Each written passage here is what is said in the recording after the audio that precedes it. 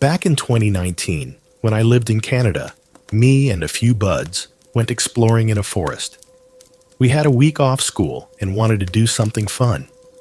We had actually watched a few videos on YouTube of people hiking and camping in forests. It looked fun, so at first on Tuesday midday, we went out for a walk, and also to find a spot we could camp in. The forest we found was quiet, and others barely walked them. The day we spent out there was fine. There was nothing out of the ordinary. It was very quiet, which was the creepy part. But other than that, it was fine. We did lots of hiking and found a good place for our tent. It was on an open bit of ground, and the trees around shielded us. We planned to go camping on the Friday night, which gave us a few days to prepare. I planned the majority of it, as my bro had gone camping a few times in the past. He gave me his tent to use and other necessities. I also brought some instant barbecues, which you dispose of after. Fast forward to Friday afternoon. We were set and ready to go.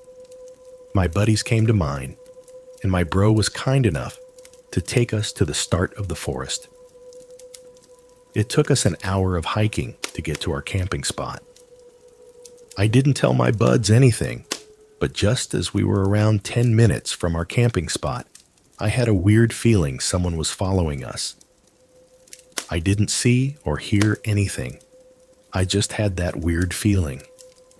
Two of my buddies set up the tent, and I set up our barbecue.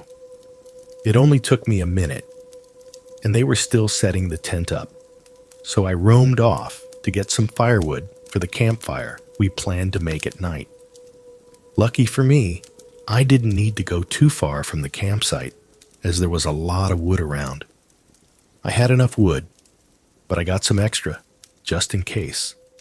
And just as I bent down to get the last bits of wood, I stood back up and felt something tap my shoulder. I dropped all the wood and turned around. The terrifying thing was that no one was there. I quickly scooped the woods into my arms and ran back to my buds. They had finished the tent, and I asked them if they followed me out to play tricks on me. They replied with no. I told them what happened, and they just laughed and said I was probably imagining it. I didn't say much and just agreed, but I know what I felt. We sat down and cooked some food. I brought some pop in one of the backpacks to have with our food. We ate our food, and the sun started to set. I made a campfire to keep us warm and keep the area well lit up. The sun was now down, and it was dark in the forest. At this point, I realized how dumb we was. We weren't in a safe campsite, just a clear spot of land we had stumbled across. We all sat around the campfire and toasted marshmallows. We all got comfortable, and one of my buddies thought it was fun if we told each other creepy horror stories. Being honest, I was already hating it there, so I passed and went to the tent to try go to sleep. Just as I was about to fall asleep, I heard tapping on the flimsy tent.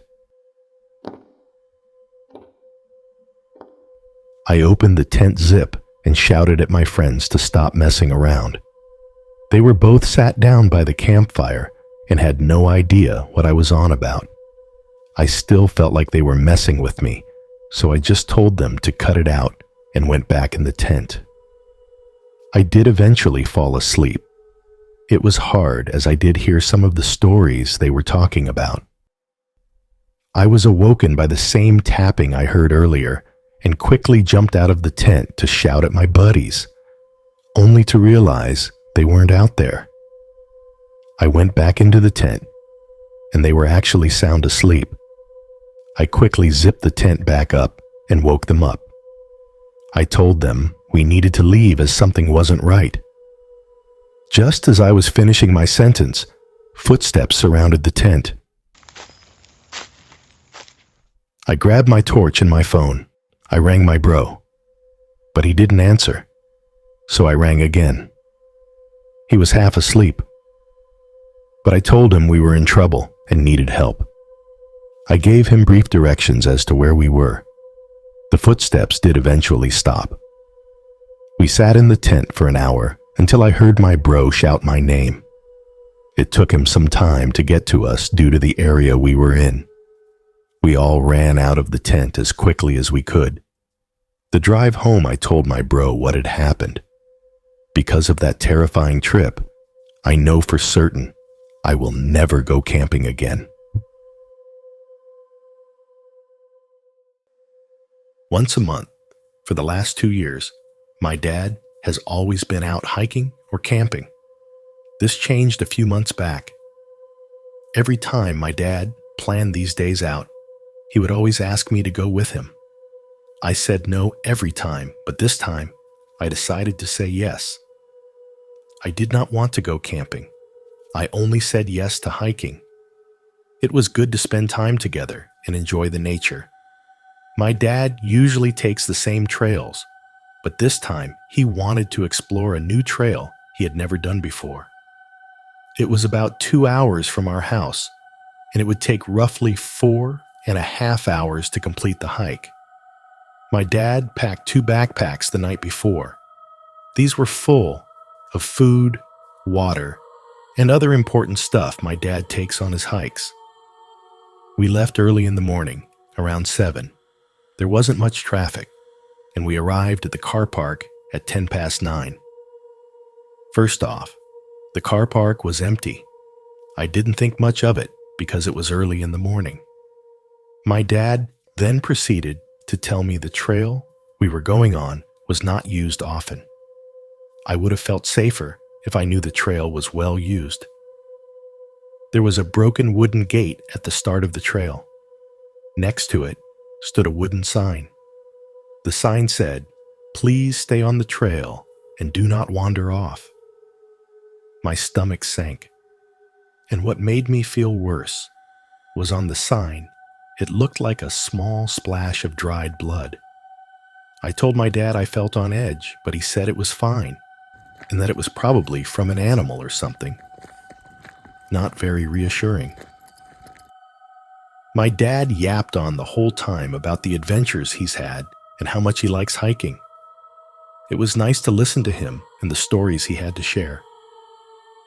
The 2 hours flew by, and we stopped at some open land to eat some food and regain some energy. I'll admit the views from there were beautiful. It was so quiet and peaceful. I was enjoying our time out. We had our half-an-hour rest, and my dad made a bad choice. He wanted to take a different route back to the car, which would still take 2 hours. He had seen another way on his map and wanted to try it. I wasn't keen on this, as there was no trail to follow. He looked happy, and I didn't want to ruin it, so I just went along with it. I mean, he did it often, so I trusted him. We went off trail, and things took a turn. My dad's phone started ringing. You are probably thinking this is normal, but it's not. We had no signal up there. He was also being called from an unknown number.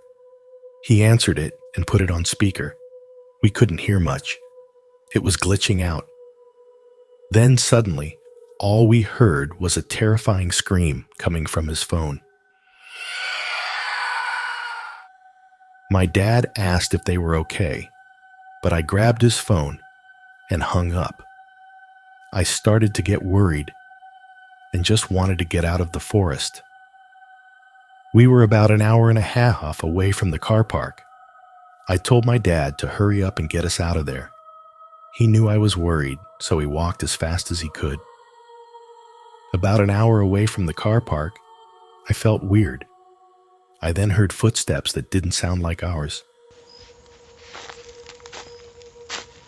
I stood still and told my dad to stop. Footsteps continued, and we looked at each other, petrified. My dad's phone started ringing again. He didn't answer. We carried on, walking fast. I kept looking behind me to make sure no one was around. When I looked, I noticed a tall figure. It looked human, but it didn't at the same time. I screamed for my dad, and he saw it too. By this point, we started running. We didn't stop. We made it to the car and drove straight off without a second thought. My dad said in the 2 years he's been hiking and camping, he has never experienced anything like that. Safe to say, I will never be hiking or camping again. My dad has also not been out ever since that encounter. And to be honest, I've never actually saw my dad scared until that day. Me and my younger brother used to go hiking and camping whenever we had time off work. We had explored a few different trails and would usually just stick to the same ones. A while ago, my brother wanted to go on a hike, but I was too busy with work, so he went by himself. He went late in the evening, but when he got to the trail, he was actually freaked out. He said he just had a weird feeling and thought he heard whispers in the trees. He also said he noticed a small blue car, which looked abandoned. When we were discussing places we could go for our camping trip, I recommended the trail he went to and wasn't sure of. It took a lot of convincing, but I told him it would be fine, and we will be together. I did some research on the trail the night before. Online it said the area was quiet, and not many people commented on it. It did mention how there are beautiful scenic views at the top, with a nice camping ground. This did make me question why the area wasn't explored much. This didn't put me off, but I knew it would make my brother worry, as we normally go to places that are popular and have other hikers around. We arrived at the forest and saw another car parked up at the beginning of the trail. The scary thing is, my brother told me it was the same blue car he saw the last time he was here. We parked up and got our gear out of the car. Just as we were approaching the starting point, we heard a car door open. We both automatically looked back, and there was a man getting out of the car. We carried on. I didn't really think much of it, but knowing this trail isn't used much made me feel a little tense. The hike up to the camping ground wasn't too bad. It was quite far out. We weren't too far from the camping ground, maybe 10 minutes. This was when we started hearing footsteps. We both looked behind us and saw the same man. The thing that made me question was the fact he did not have any proper gear on him, just a small backpack. My brother gave me a look of fear. We carried on but picked up our pace and made it to the camping ground.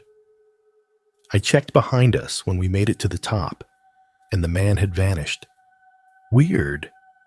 It was getting dark, so we set up the tent together and then got some wood and sticks for our campfire. Lucky for us, within the trees next to our tent, there was lots of wood. We were collecting for about 10 minutes, chatting and looking at the scenic views through the trees.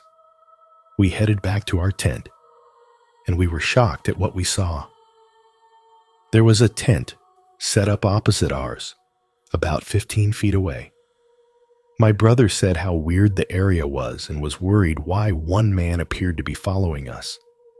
I reassured him and said that it's a camping ground, there's bound to be people around. He then proceeded to tell me he had also done research on the area and knows not many people come here. He went and sat in the tent to calm down. I started setting up the campfire. As I was doing so, I was nosing at the tent in front of us, and there didn't seem to be anyone there. I started thinking to myself and got very creeped out. The man had only a backpack. I wondered how he was able to fit a tent so big in it. I did start questioning things. I shouted for my brother to come out of the tent. I said to him my thoughts and told him how I didn't think anyone was in the tent. I asked him to stay back while I went to look over there. Looking back on it, I'm so glad I did. I walked my way to the tent and shouted, "Hello." I had no reply. The tent was open and I could see inside. What I saw made my skin run cold. The tent was full of axes, chains, and knives. Horrified, I stood still in shock. My brother shouted my name. I ran back to him and said we needed to leave. We grabbed our bags and ran, forgetting about our tent. We got back on the trail, and I looked behind me to see if the man was there, and he was. He stood still on the camping ground, giving me a creepy grin. We got out of there. Running as fast as we could, we made it back to the car. I don't often share this story as it still creeps me out to this day. We question what that man was up to and what would have happened if we stayed. I'm so thankful I looked in that tent. The man could have just been up there hunting, but we did not feel safe, and there's no way we would have taken a risk in staying.